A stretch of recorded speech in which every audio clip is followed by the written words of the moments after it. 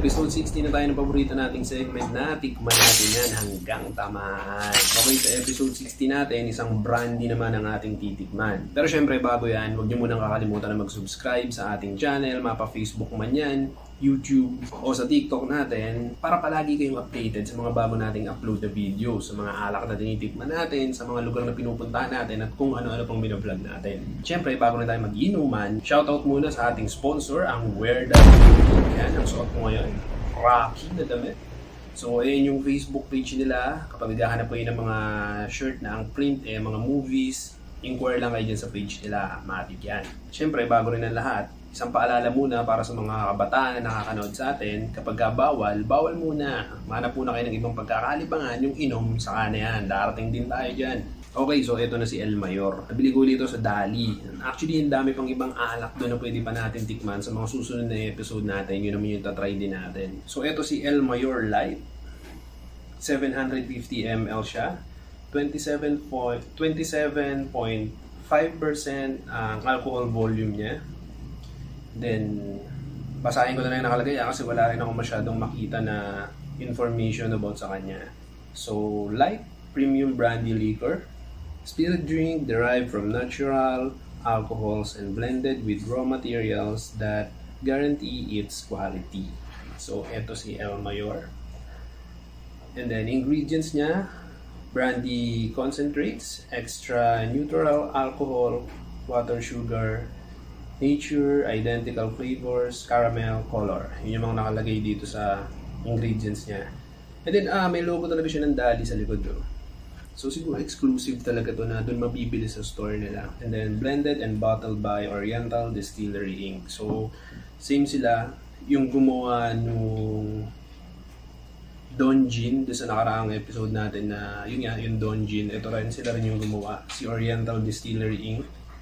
Then yung address nakalagay, for domestic sale only, product of the Philippines. Game battle review tayo.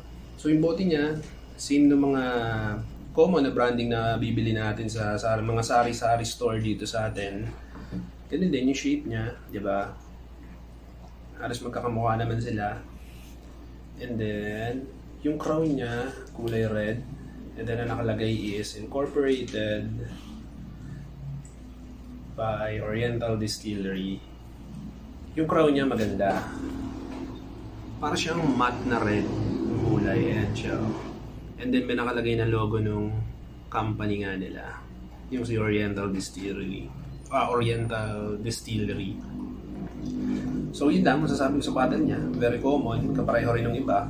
Wala namang special sa kanya na yung wow, kakaiba, diba? Iba yung hugis, iba yung laki, iba yung ganyan. Common naman din siya. Maganda naman. Diba? So ano pa hinihintay natin? Tikman na natin siya. Okay, nakasarap. Ayan. Oh, madali siyang buksan. Ayan. Amoyin pala muna natin. Medyo light yung amoy niya. May amoy na mga putas, gano'n. Brandy din. So yun, light yung amoy niya. So tikman natin. Since nakalagay naman din talaga is 27.5% lang siya. Tikman na natin siya.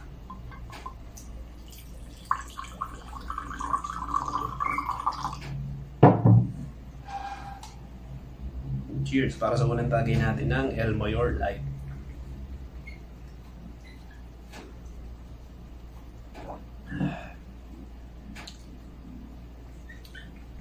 Matamis.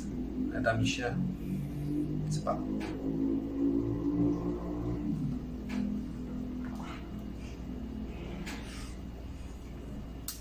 Lasang-lasa sa kanya yung mga fruits.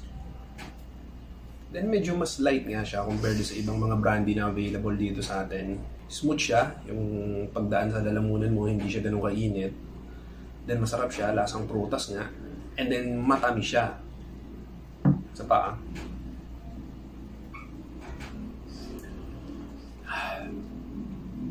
Saktong-sakto yung tapang niya. Din yung aftertaste na naiiwan sa lips natin, matamis. Ang unang-unang nalalasahan ko nga is yung lasa ng mga fruits sa kanya.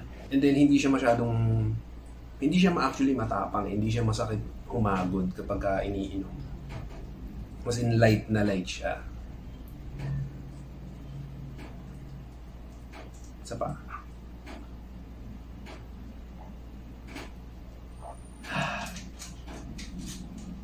Masarap. Masarap siya. Para sa ganung halaga, feeling ko panalo tayo dito. Talagang I suggest na good itong si El Mayor light na brandy. Kasi nakalimutan ko yung exact price kung magkano ko siya nabili. Pero mura lang kasi ito compared din sa iba eh. And then, all good siya. Masarap, matamis. And then, hindi parang blade, di ba, pag ininom. Very good siya. Maganda to natuklasan natin na to Hindi ko lang alam kung ano yung tama niya, di ba, after natin uminom. Pero para sa akin, good siya, masarap. Yung lasa niya talagang matamis, lasang fruits, hindi siya ganun katapang. Even yung amoy niya, parang light na light. So, pasadong-pasado, masarap. Promise. So, yun lang para sa episode natin itong El Mayor light na brandy. Nasabi ko sa inyo, guys, try nyo rin. Check nyo siya sa Dali, dun ko siya nabili. As in, panalo siya. Masarap. Masarap siya para sa, lalo na sa ganung presyo lang, panalong-panalo na tayo para dito. Maganda to natuklasan natin ngayon na isang inumin na to. And then, syempre, bago magtapos itong panibago nating episode, dun tayo sa pamatay natin na outro. So, laging tatandaan, ang inuman ay hindi palakasan. Oras to ng banding, pagre-relax at tamang kwentuhan. Ang alak, nilalagay sa tiyan at hindi ginagamit pampalakas ng loob sa paggawa ng mga kagaguhan. Huwag puro angas at maging responsableng manginginom. Teka lang, wala palang laman.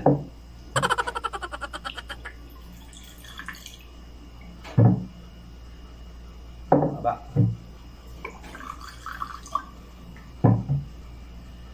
Cheers para sa episode natin ng El Mayor Light Brandy.